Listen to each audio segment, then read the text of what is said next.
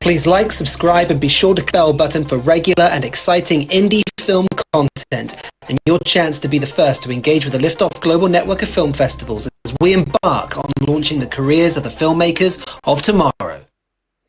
Hello everyone and welcome to today's stream. Today we're looking at the Paris Liftoff Film Festival and we're now in week 3 of the festival. So let's see how the films have moved around, and from the statistics last week to this week it has gone up quite a bit and there are quite a few new entries into the poll positions for each of the different programs across the Paris Festival.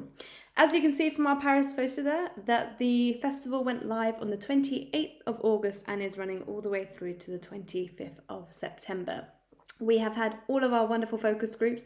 Thank you so much to everyone who participated in those. And this Wednesday, we have our online networking event. The quota for the online networking event has surpassed us loads of applications, so thank you to everyone who has applied. Those that were successful, just to remind you that this was a first come, first serve initiative. Those places have now been filled and the applicants who were successful have been emailed. So do look out for an email in your inbox from Liftoff and do make sure to check your spam as well. We're very much looking forward to the filmmakers, writers and actors who will be joining us for the online networking event on Wednesday. So thank you so much for that. Here is some more information on all of the festival activities that are happening over the month-long festival for Paris. As you can see, we have gone through quite a few of the events so far. I will be back next week for the next roundup, and we also have the online networking event this Wednesday, and then it won't be long until we are in the network round for the Paris Liftoff Festival. So what is currently happening? So at this very moment in time, we are in the audience round for the Paris Liftoff Film Festival. That means that we have audiences across all of the pages watching the films and leaving a vote for their favourite 2 films. At the same time as this is happening, the Liftoff jury are going through each programme as well, and they are also highlighting their favourite films that will make it through to the network round. There is no set number on the jury picks, it's just the ones that the jury have decided are the best ones and will be moving through to the network round. Usually there's 2 audience films from each programme plus then a handful from each jury. And then the network round will be available to all filmmakers, all people holding a ticket, and also our members of the hub will have the opportunity to watch all of these fantastic films. Thereafter, we will announce the winners. There are 3 types of prizes up for grabs for the Paris Liftoff Film Festival. This includes overall festival winners. They will receive intermediate membership and laurels stating that they are the overall winners. That is for Best Feature documentary and narrative, as well as special mentions, which can be in any category from music video to animation through to experimental, whatever it may be, they fall under the special mentions. We also then have our shortlisted filmmakers that will receive a shortlist for the Liftoff Season Awards. These films will then go into a pile, I guess is a great way to say it, will be shortlisted for the Season Awards. So after all 12 Liftoff city-based festivals have taken place, the jury go back and watch all of the shortlisted films before giving the official nominations to the films and filmmakers.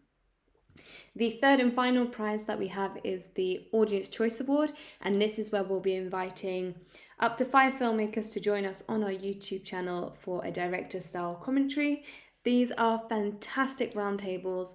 I thoroughly enjoyed them. We get to watch the film muted in the background, and as they were the audience choice films, there's often a good conversation that happens alongside them in the chat room where you have the opportunity to ask the filmmakers any questions that you may have.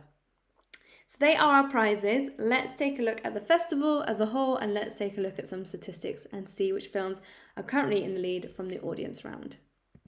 So we're going to start with the local filmmakers. Let's get some statistics up for that. So this page is very, very small. I believe there's about 12 films taking part in this program. We've had 8 votes in so far and the audience around 35. The film that is currently in the lead and has stayed in the lead is Dark Cell. This is directed by Jean-Michel Tari from France, as it is our local filmmakers page. This follows two convicts in an orbital prison are doing what they usually do, which is to say nothing and do not much at all. Suddenly, two panicked guards armed to the teeth burst into their cell. The guards tell them that the orbital prison has been invaded by bloodthirsty zombie-type creatures. If they want to survive, the only solution is to eject their cell and return to Earth.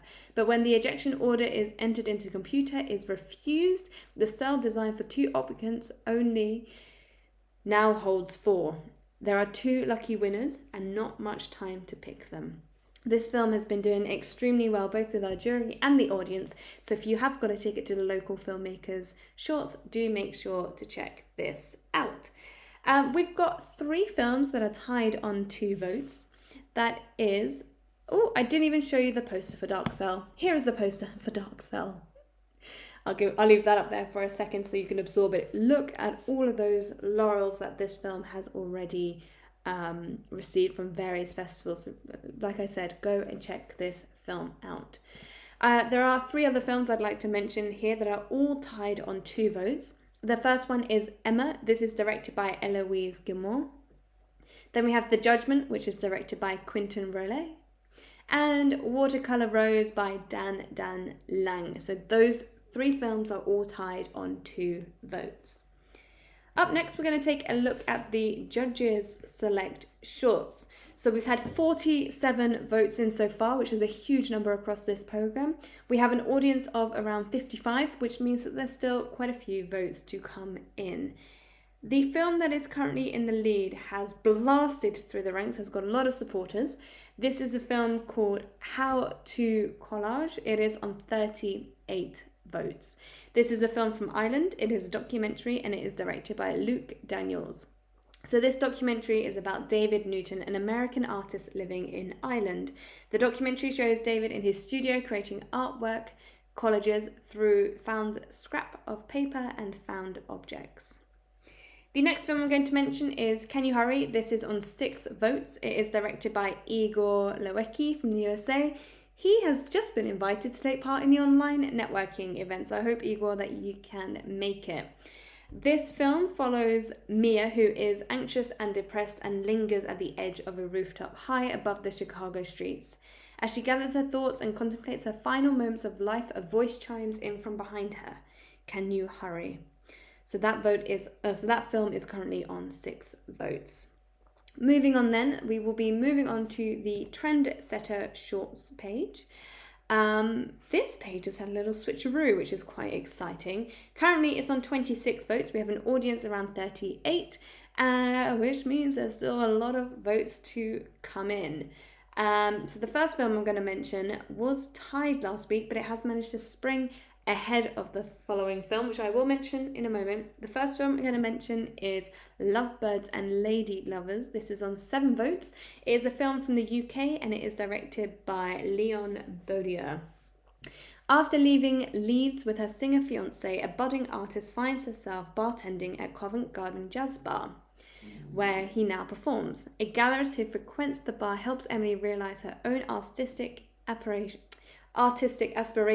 prompting them to take space in her career plan. With this decision, the controlling and toxic aspect of her relationship with her fiancé becomes quickly more apparent.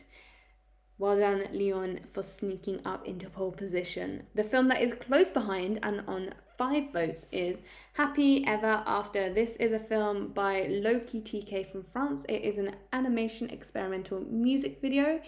It follows that shows a singer and a tale of a poet falling into dreams and traveling into fantasies. This film was made entirely through AI, and the movie has a flickering texture of daydreams and memories, which again was also created through AI. We're finally seeing the power of AI in the indie world as well. So then there's a new film that has come through the ranks. It is tied on 5 votes.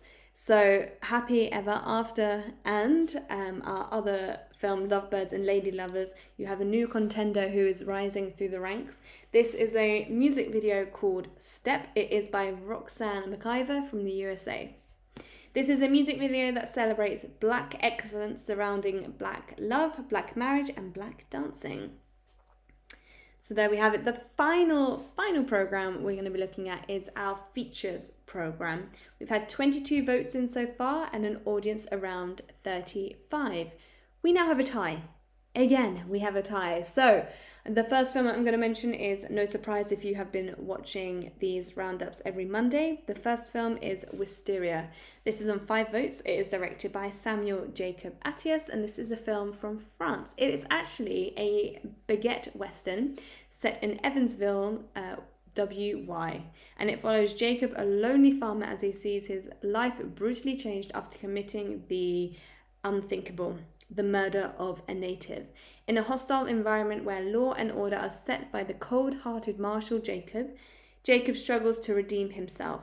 Then arrives Wisteria, a black-footed wounded woman, a chance for him to finally find peace again. A fun fact about this film, Wisteria is revisited drama, romance, western, but it was the first to be entirely shot in France. So there we have it. And then we have a new film that has come through the ranks, and it is Velocity Girl. This is on 5 votes. It's directed by Scott Lewis from the USA.